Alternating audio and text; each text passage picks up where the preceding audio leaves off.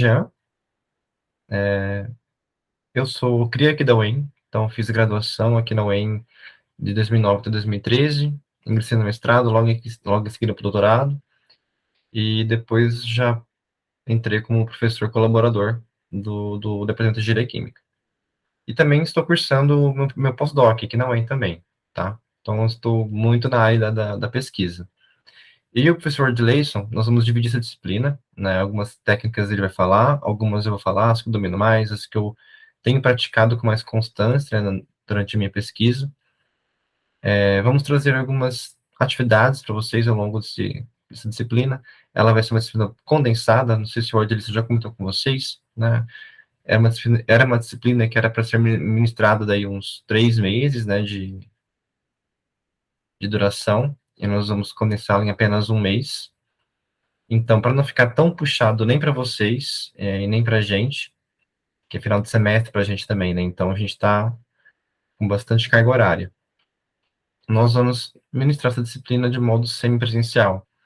Vamos gravar as aulas teóricas com vocês, passar algumas atividades para vocês fazerem em casa, e vamos marcar um dia, né, na semana, ou quarta ou quinta-feira, para poder discutir essas atividades que foram disponibilizadas para vocês, né? Eu ainda não conheço vocês, não sei nem o nome. Eu vou buscar o nome com vocês essa semana, para saber principalmente a área que vocês estão, com que vocês irão trabalhar. Eu sei que parece que alguém quer ter um aluno da Mara, né, algum da Maria Angélica, mas eu quero conhecer vocês, a pesquisa principalmente de vocês, para ter um atendimento mais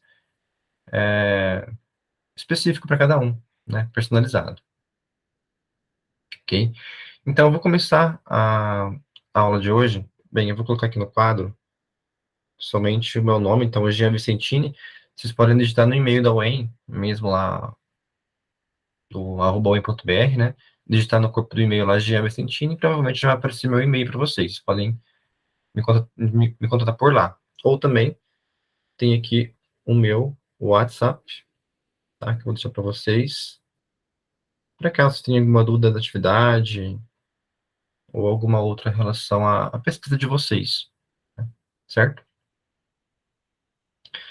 Bem, eu vou começar então essa nossa aula de hoje com as técnicas de elementares, que eu digo de quantificação, né, ou qualitativa, quantitativa, dos elementos químicos presentes na nossa amostra, nos nossos catalisadores, tá? Isso é muito importante, por exemplo, quando a gente trabalha com catalisadores metálicos, a gente coloca uma dosagem de um metal em si, na superfície, né, de um catalisador. E nós queremos conferir quanto que tem, né, realmente ali daquele metal. Então, por exemplo, eu estou colocando cobre em zeólita, né, ZSM5, zeólita clinotilolita, enfim, dependente. Eu estou colocando 1% de cobre ali em cima. Será que pelo meu método de impregnação que eu estou empregando, né? Será que vai ter realmente 1% ali? Muitas revistas cobram isso da gente. Quando a gente vai lá, publica um artigo, né? Submete um artigo e nós escrevemos na metodologia que nós estamos preparando o catalisador com 1% de cobre em zeólita. Eles podem pedir para você, realmente tem 1% de cobre ali, né? Porque pode haver comparativos com outros materiais da literatura que trabalharam também com essa mesma porcentagem, né, ou uma porcentagem semelhante, e dar resultados ou iguais ou discrepantes, e isso é um motivo de comparação. Então, essas técnicas alimentares, elas são muito úteis para isso também. Não somente para quantificar realmente quanto a gente está colocando em cima da superfície do nosso catalisador, essas técnicas também são úteis, por exemplo, quando a gente quer remover metais de, de água, né? Tem uma colega minha que ela trabalhava com remoção de chumbo, né, tanto da água quanto do solo, a partir do seu biocarvão, né? E então ela pegava o seu biocarvão, né, ele sem estar dissolvido com chumbo nem nada, in natura, ele preparou, né, ela perolizou, pegou o biocarvão dela, ela fez toda uma preparação desse biocarvão e fez análise. Provavelmente não tem chumbo, né, porque não foi ainda utilizado, né, empregado na sua prática em si. Após a prática de absorção do chumbo, tanto em fase líquida quanto na fase sólida, no solo, né, para agricultura, pegou agora esse biocarvão que já foi absorvido com chumbo, fez o mesmo preparo e então fez análise de novo, né, para ver quanto de chumbo então que foi inserido, né, nessa matriz absorvente.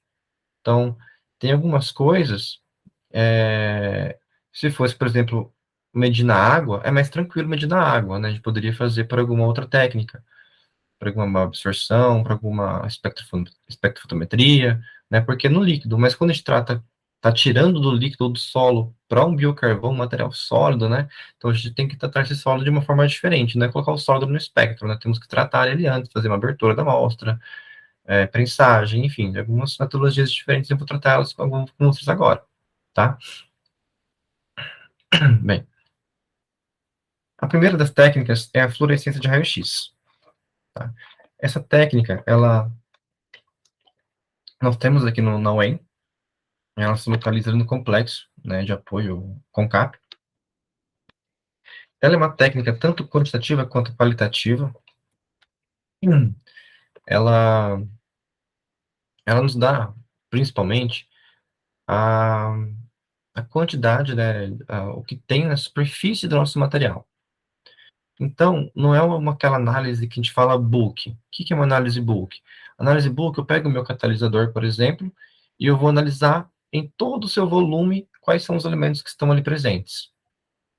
Essa técnica em específico de FRX, ela analisa a superfície dela somente, tá? Então, ela é muito útil, primeiro, né, para a gente ter uma análise prévia dos componentes que estão presentes no meu material. Se eu preciso de uma análise bulk, depois, que eu vou tratar na sequência, é uma análise um pouco mais demorada. Um pouco não, bem mais demorada.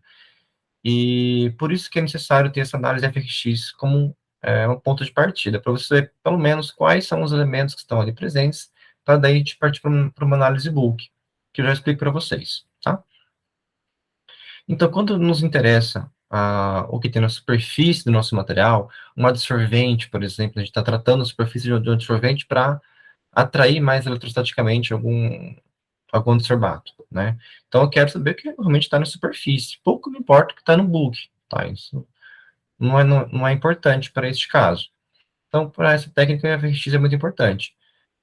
Eu não tenho foto aqui do equipamento em si, mas ele é muito de fácil acesso ali no Concap, tá? Caso vocês queiram conhecer o equipamento, vocês podem conversar comigo, eu marco um dia durante a aula, a gente vai lá e conhece o equipamento, né? A técnica até pode mostrar o seu funcionamento em si para a gente. Se tiverem, inclusive, algum material, a gente pode conversar com ela para ela fazer análises para vocês ao vivo, ali durante a aula, tá? Ah, então, é um material, uma técnica muito importante para materiais pouco porosos ou com uma superfície externa como fonte de estudo, né? Igual eu falei para vocês, a parte bulk aqui pouco nos está interessando. E é interessante para análise preliminar do seu material, para a gente seguir ali para análise bulk, depois, na sequência, tá?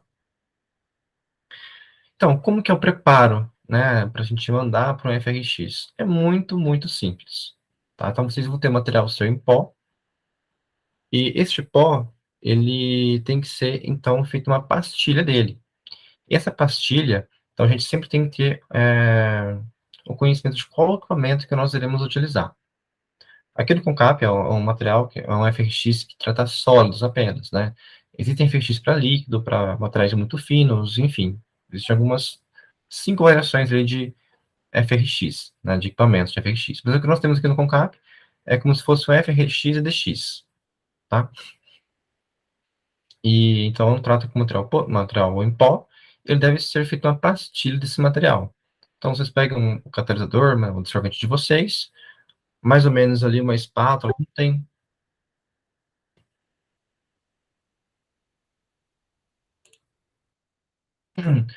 como não precisa de uma quantidade tão certeira, né, de material, né, ali. Então a gente pega mais ou menos uma espátula cheia, né, desse material e colocamos num suporte como esse aqui, tá? Então, aqui tem um suporte de aço, né? E aqui tem é um cilindrinho. Ele é assim, né? Opa, essa tampa aqui é isso aqui, tá? Então, aqui dentro tem um oco, né? A gente vai depositar aqui a nossa espátula cheia do nosso material. Feito isso, vamos colocar de novo essa tampinha e posicioná-lo, tudo isso aqui nessa prensa hidráulica. Essa prensa hidráulica, ela fica ali no nosso laboratório, né, no LSPQ, no laboratório de catálise, tá? Porém, obviamente, você tem que combinar com algum doutorando, algum mestrando que está ali dentro, ou com algum professor para acompanhá-los vocês durante essa prensagem. Não é permitido a prensagem sozinho, né, sem nenhum membro do nosso laboratório ali. Então, vamos posicionar esse nosso recipiente aqui e vamos, então, né, colocar ali, em média, 3 toneladas de pressão em cima, né, desse nosso suporte. E vai prensar, vai formar uma pastilha. Essa pastilha, vamos tirar ela com cuidado, né, e levar ela num recipiente, né, com outro papel alumínio ali, que não pegar tanta umidade em si, correto? E levar para o nosso laboratório, então, né? Caso o material ele não se compacta tão bem, assim, ele não, se você tenta fazer a pastilha e a pastilha não fica firme, fica muito quebradiça, mesmo com esses 3 toneladas, tá? Não pode ultrapassar os 3 toneladas por garantia, né, do equipamento, né? Senão ele se danifica, tá? Ele se entortar um pouquinho esse equipamento, ele fica todo zoado, tem que ser desentortado, então ele demanda tempo. Então, por isso que ele se limita a 3 toneladas de pressão sobre o pastilhamento.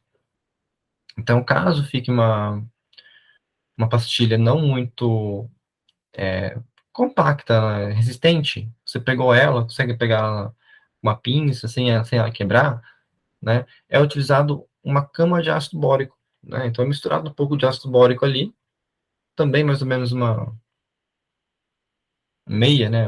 Uma meia espátula, não faz sentido, porque o ácido bórico vai ficar por baixo. E esse ácido bórico vai, então, formar uma pastilha e a gente consegue pegar ela com mais cuidado, correto?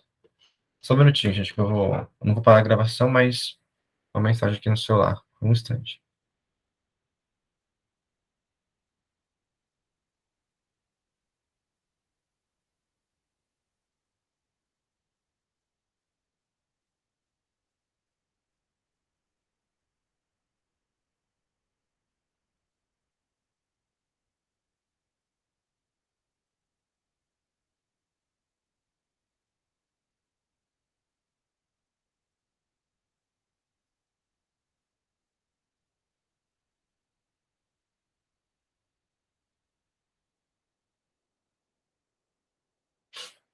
Bem, voltando então.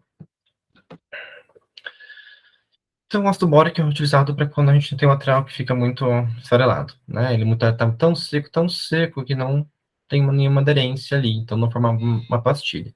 Então, por isso o ácido bórico é utilizado. Existem CFRX, até achei bem interessante, né? Que é portátil. É utilizado principalmente para medir em solo, na superfície do solo, né, para ver se tem ali os agroindicativos, né, os pesticidas, enfim, você consegue identificar, até mesmo identificar sacarose na cana-de-açúcar, então você coloca sobre a folha, sobre o caule de uma planta, então é algo mais direto, né, que fornece essa estimativa para a gente. Oi? Ok?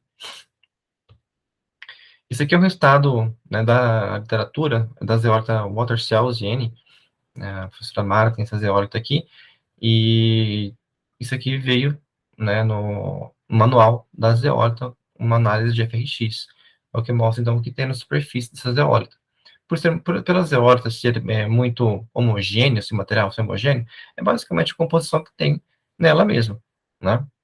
A não ser que a gente trate essa zeólita depois superficialmente por algum método de impregnação, algum, alguma metodologia de acidificação, basificação, né, desse material, aí a superfície seria diferente do bulk dela. Mas nesse caso, que vem a zeólita, ela vem comercial, então ela vem mais homogênea.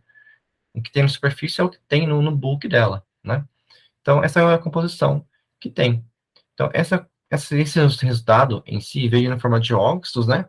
Mas a gente poderia selecionar muito bem para vir a análise elementar mesmo, por elemento, tá? Aqui ele vem na forma de óxidos, né? Então, óxido de silício, óxido de silício, óxido de alumínio, óxido de ferro, óxido de manganês, óxido de cálcio. Mas poderia vir, por exemplo, a quantidade de silício, quantidade de alumínio, quantidade de ferro, quantidade de magnésio, tá? Independente, ok? Então, essa aqui é a análise de FRX. Nós temos, então, aqui no nosso departamento, na UEM, né? Nós temos lá na Concap essa metodologia.